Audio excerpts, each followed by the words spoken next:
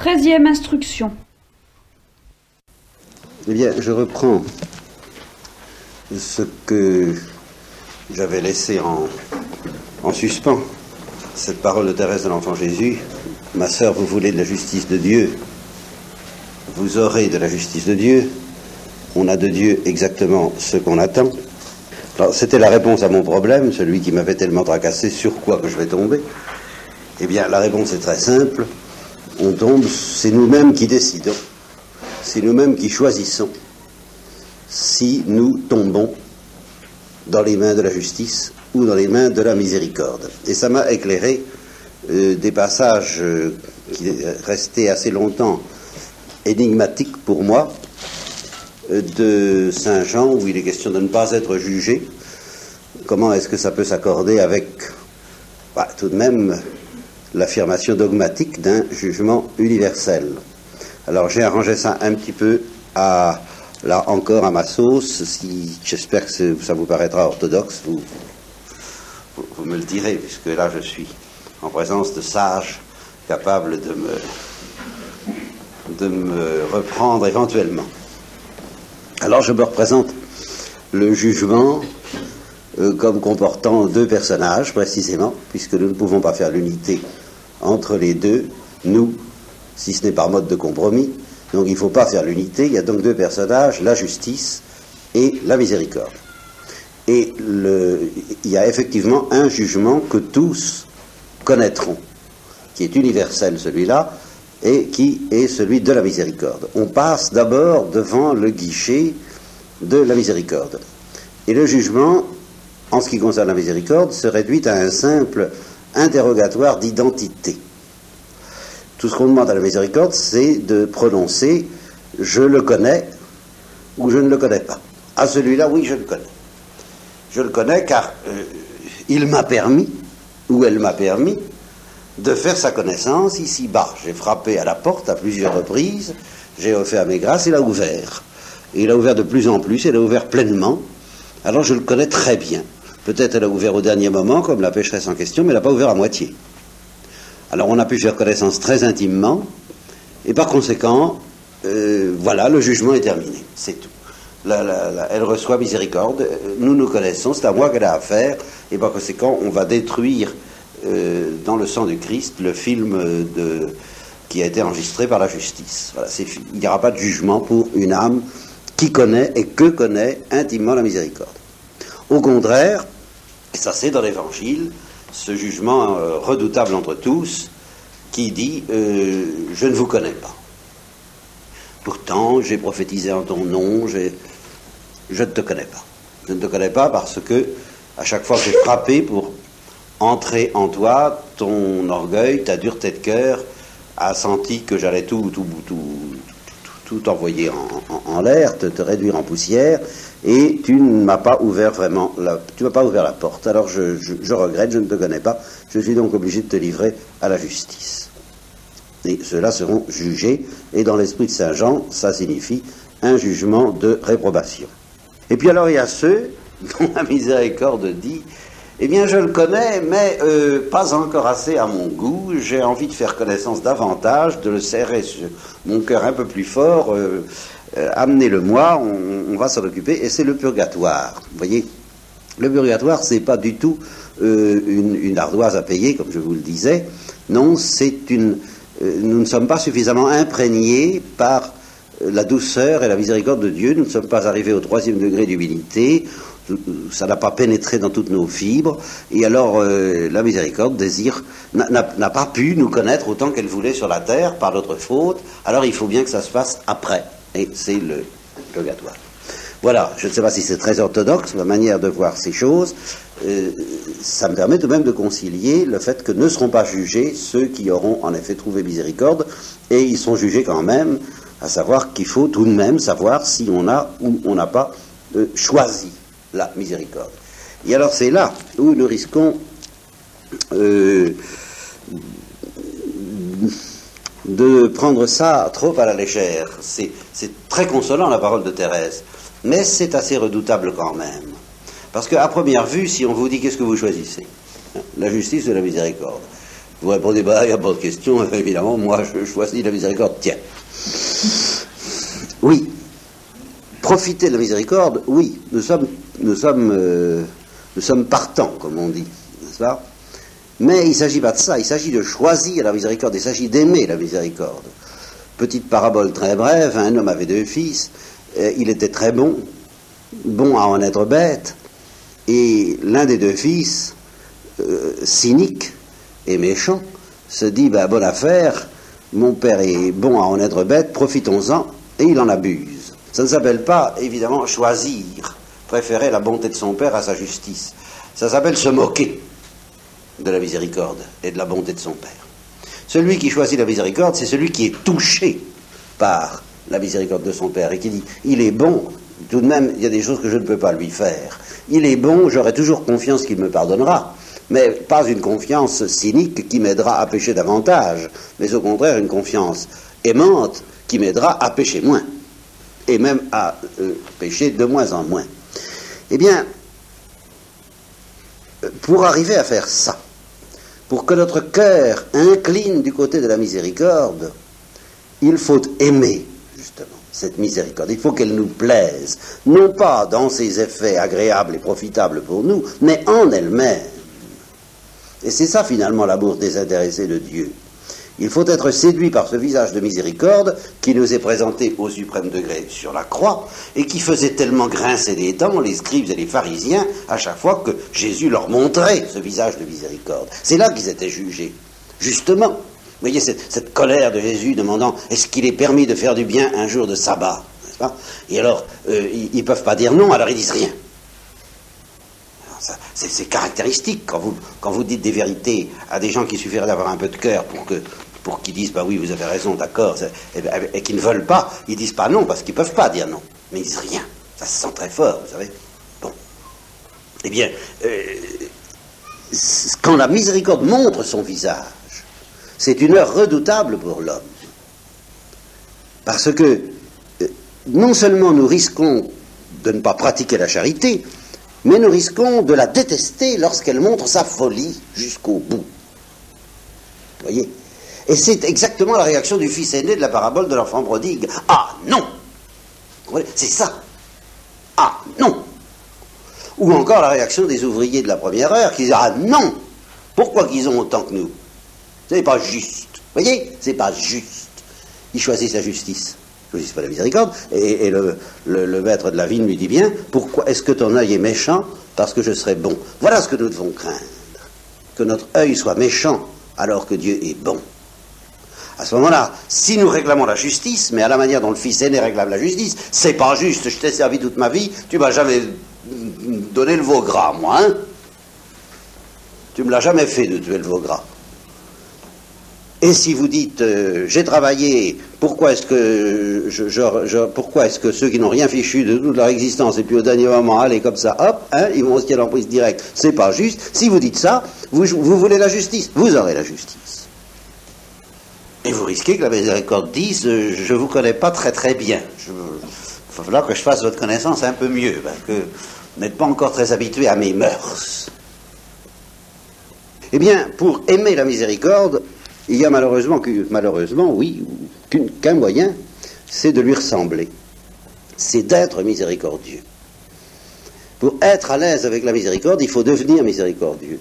Pour devenir miséricordieux, eh bien, il faut subir cette transplantation cardiaque dont je vous ai parlé, et qui est douloureuse.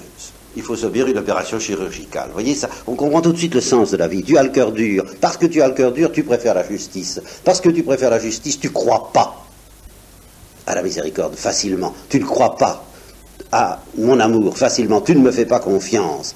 Et c'est pour ça que cette foi d'Abraham ne te justifie pas. C'est parce que tu as du mal à croire à l'amour, parce qu'il n'y a que l'amour qui croit à l'amour et que tu n'aimes pas.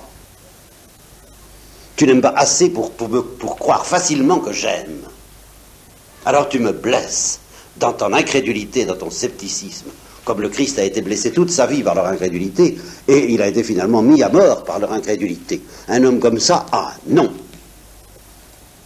Alors, dépêche-toi, pendant que tu es dans le chemin, de passer à l'hôpital pour qu'on te fasse justement une transplantation cardiaque qui s'impose de toute urgence, pour que tu apprennes à avoir un cœur de chair, un cœur tendre, un cœur lent à la colère et prompt à la miséricorde, comme le mien. Alors on se comprendra, et tout sera fini, et tu choisiras invinciblement, irrésistiblement comme Thérèse la miséricorde, et tu ne seras pas jugé. Voilà ce que j'avais à vous dire sur ce choix de la miséricorde. Et vous voyez que c'est pas toutes les descriptions un peu effrayantes de Saint Jean de la Croix sur la nuit obscure de l'esprit, eh bien, ne sont pas de trop pour devenir miséricordieux. Et par conséquent, elles ne sont pas de trop pour qu'on puisse définitivement et absolument choisir la miséricorde de préférence à la justice. Tant qu'on a encore une dose homéopathique de dureté qui traîne dans nos artères ou dans nos veines spirituelles, eh bien, ce sera plus fort que nous réclamerons justice. Nous ne supporterons pas que nos droits ne soient pas honorés. Eh bien, tant qu'on ne supporte pas que nos droits ne soient pas honorés, eh bien, on risque d'être comme le serviteur de la parabole, le serviteur impitoyable. Bon, tu veux qu'on honore tes droits, on va les honorer, et quand tu arriveras au débarquement, à la fin de ta vie, eh bien, je réclamerai les miens de droits, puis tu verras. Alors, tu n'as pas intérêt à réclamer tes droits, parce que c'est ton seul espoir que je ne réclame pas les miens, vis-à-vis de toi. Ne jugez pas, et vous ne serez pas jugés. Pardonnez, et on vous pardonnera, car on se servira pour vous mesurer de la mesure dont vous vous serez servi pour mesurer les autres. Voilà, et bien pour arriver à n'avoir pour mesurer les autres qu'une mesure large, secouée, dilatée, débordante, tendre et finalement je dirais bête, hein, car si on n'est pas obligé d'être bête pour être bon, mais si on a trop peur d'être bête, on ne sera jamais bon. Je me rappelle le sermon d'un de nos frères, un petit sermon qui était un exercice oratoire. On avait droit à 5 minutes, c'était pas, fallait. Il avait choisi ce thème très joli, il avait dit avoir ou être ou se faire avoir. Eh bien, il faut choisir. Choisir la miséricorde, c'est choisir de se faire avoir. Choisir la justice, c'est choisir d'avoir. Et choisir d'avoir, eh bien, on a ce qu'on a voulu, et par conséquent, on ne peut pas espérer connaître les bienfaits de la folie de la miséricorde de Dieu à notre égard. Voilà ce que vous allez promettre de faire tout à l'heure. Vous allez promettre de choisir la miséricorde, vous allez promettre d'aimer, et à travers ce que j'ai pu vous dire, vous avez pu vous demander, certains ont pu se demander, enfin, est-ce qu'on peut dire à Dieu qu'on l'aime, ou est-ce qu'il faut dire qu'on l'aime pas? On ne sait plus très bien, n'est-ce pas? Et là, j'aurais encore quelques petites remarques à faire. Oui, il y a des gens... Il est difficile de savoir si on est dans la main de Dieu, si on ne l'est pas. Et même à la limite, c'est impossible, je vous l'ai dit. Il est difficile de savoir si on est humble ou si on ne l'est pas. Et même à la limite, c'est impossible. Mais il y a tout de même des signes qui ne sont pas infaillibles, mais qui sont tout de même assez sérieux. Si vous dites à quelqu'un, vous n'avez pas la foi, et si vous dites, mais si j'ai la foi, eh bien, il y a des chances pour qu'il ne soit pas humble. Vous voyez, il y a des reproches qu'on peut discuter, mais celui-là, il n'y a pas intérêt à le discuter. Et c'est très frappant que les gens qui vous disent « mais si j'ai la foi », c'est justement parce qu'ils ne veulent pas entendre dire qu'ils sont des hommes de peu de foi. Alors, à leur usage, j'ai fait appel à une expression normande qui me rend bien service parce qu'elle peut fermer la bouche à tous ceux qui prétendent discuter sur la question de savoir s'ils ont la foi. Ben si, tout de même, j'ai la foi, je pose des actes de confiance, mais si, tout de même, j'ai l'espérance, enfin, je ne sais pas, vraiment, j'ai confiance en Dieu, mais si, et puis j'aime, enfin, tout de même, enfin, quoi, enfin, bon. Alors, à leur sujet, j'ai donc cette petite, c'est pas une anecdote, c'est une expression normande très caractéristique des Normands, comme vous allez voir. Alors, il s'agit de savoir, quand vous demandez à un paysan normand, vous lui demandez... Est-ce qu'il y a des pommes cette année? Eh bien, le paysan normand digne de ce nom vous dira, bon, pour dire qu'il n'y a pas de pommes, si, il y a des pommes, mais pour dire qu'il y a des pommes, non, il n'y a pas de pommes. Voilà, Hein, et ce sera toujours comme ça. Pour dire que la récolte n'est pas est mauvaise, si, non, elle n'est pas mauvaise, mais pour dire qu'elle est bonne, elle n'est pas bonne. Voilà. Eh bien, eh bien, écoutez, ça règle tous les problèmes au point de vue de la foi, de l'espérance et de la charité. Pour dire que, hein, ben, si, c'est très simple. Pour dire qu'on n'a pas la foi, si, on a la foi, bien sûr, on a la foi, on a la foi. Mais pour dire qu'on a la foi, non, on n'a pas la foi. C'est pas ce qui s'appelle avoir la foi. Il ne faut tout de même pas nous raconter d'histoire. Alors, voyez, on peut se présenter à Dieu très bien en disant ça, évidemment, bien sûr, j'ai la foi. Mais, face à ce que vous attendez, à ce qui s'appelle une bonne récolte, serrée, secouée, assez débordante, ben non, j'ai pas de foi, j'ai pas d'espérance et j'ai pas d'amour. Voilà. Et alors, je vous encourage à renouveler vos vœux un peu dans cette optique. Je crois, Seigneur, mais viens au secours de mon incrédulité. J'ai confiance en toi, mais viens au secours de mon scepticisme, de ma dureté de cœur, qui fait que j'ai du mal à croire que les choses iront bien pour moi parce que tu m'aimes. J'ai du mal à croire ça. Parce que moi, si j'étais à ta place, ben, je ne serais pas tellement bon envers moi. Et on sent bien que si... l'homme, Dieu seul est humain, n'est-ce pas, comme dit le Père Brault dans son livre. Dieu seul est capable de nous aimer tels que nous sommes. Et si nous étions dédoublés, hein, et vous savez que les psychologues disent que si on pouvait perfectionner certaines inventions au point de nous filmer la caméra invisible, n'est-ce pas? Disons la caméra invisible, vous savez ce que c'est? On vous filme à votre insu et on enregistre tout ce que vous êtes à votre insu. Bon. Eh bien, à certains moments, si on enregistrait ça, même à des moments où nous sommes en public, n'est-ce pas? Nous avons une discussion avec quelqu'un, bon, on ne se rend pas compte de la tête qu'on fait, n'est-ce pas? On ne se rend pas compte du ton de notre voix. Moi, la première fois que j'ai entendu l'enregistrement de ma voix, j'ai eu un vilain choc, je vous assure. Un être aussi odieux, enfin, c'est quelque chose. Et les psychologues disent que ça provoquerait des suicides si on projetait simplement la tête qu'on fait dans certains cas. Les gens ne se rendent absolument pas compte de l'effet qu'ils peuvent produire. Et il suffirait pour les corriger, mais d'une manière qui serait terrible, qui serait terrifiante, il suffirait de leur projeter le cinéma, justement, la haute fidélité de ce qu'ils ont fait et de ce qu'ils ont dit. Eh bien, ils savouraient, et c'est là que serait leur désespoir, justement, c'est là que incapable d'aimer ça. Incapable d'aimer ça. Vous savez que c'est comme ça que signait Ève Lavallière, une actrice qui a vraiment fait la grande vie des actrices, puis qui s'est convertie en entendant parler du démon par son curé.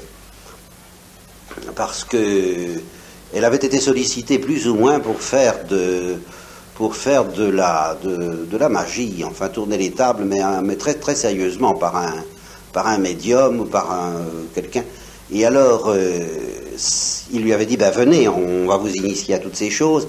Et elle avait dit, oui, ça m'intéresse. Et alors, il avait été en communication et on lui avait répondu, ce n'est pas possible pour elle, elle est protégée. Et alors, elle n'avait pas insisté. Alors, elle avait raconté ça à son curé de Touraine, en rigolant et en disant, j'y crois pas à ces trucs-là. Il lui a dit, ben, vous verrez un jour que le démon existe, croyez-moi, puis ce jour-là, vous saurez à quoi vous en tenir. Elle a été foudroyée. Parce qu'elle s'est dit, alors avec la pureté du cœur que Dieu lui a donné immédiatement, mais alors il existe, mais alors s'il existe, Dieu aussi. Et du coup, elle s'est convertie. Et alors, elle a été reçue comme un chien dans un jeu de quilles par l'Église. Enfin, c'était quelque chose d'innommable. Et elle est devenue tertiaire franciscaine, mais enfin, ça a été vraiment... Elle a été traînée comme un peu dans la boue. Elle a été persécutée par un fils indigne. Enfin, ça a été quelque chose d'inouï. Et elle s'est sanctifiée. Vraiment, je crois que c'est une sainte. Et elle signait ses lettres, elle signait ça. C'est comme ça que ça. Parce que Dieu lui donnait de se connaître, comme disent les pères de l'Église, n'est-ce pas? Se connaître, connaître Dieu, c'est toute la perfection. Et il faut les deux.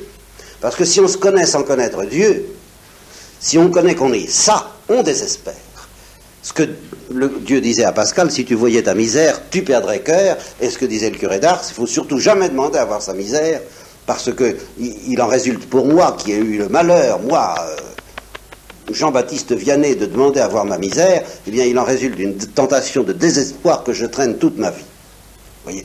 Eh bien, en effet, si on voyait notre misère avec d'autres yeux que ceux de l'amour de Dieu, c'est-à-dire si on voyait notre misère avec nos yeux à nous, avec notre dureté à nous, mais nous aurions une telle horreur de ça, que nous la condamnerions définitivement, nous, aux ténèbres extérieures. C'est nous qui nous condamnerions à l'enfer. Et Dieu seul, dans sa miséricorde, peut nous aimer. Eh bien, c'est justement ça que nous avons du mal à comprendre, parce que nous ne ressemblons pas à Dieu, alors nous ne savons ni aimer les autres, ni nous aimer nous-mêmes. Car au fond, c'est ça, avoir confiance. C'est sentir que Dieu nous aime, et c'est s'aimer soi-même avec l'amour de Dieu, comme dit Saint Bernard. Et que c'est le sommet, d'une certaine manière, de la charité, c'est de s'aimer soi-même, comme Thérèse de l'Enfant Jésus s'aimait, et comme Eva Vallière aimait ça, parce qu'elle sentait que Dieu, qui est miséricorde infinie, eh bien, il aime ce ça. Eh bien, c'est ce ça que nous allons ensemble, une fois de plus, offrir à la miséricorde de Dieu, et le mien en particulier, si vous permettez, parce que je suis quand même un tout petit peu mieux placé que vous, quoique beaucoup moins bien placé que Dieu, pour savoir ce que veut dire, en ce qui me concerne tout au moins, ce misérable ça.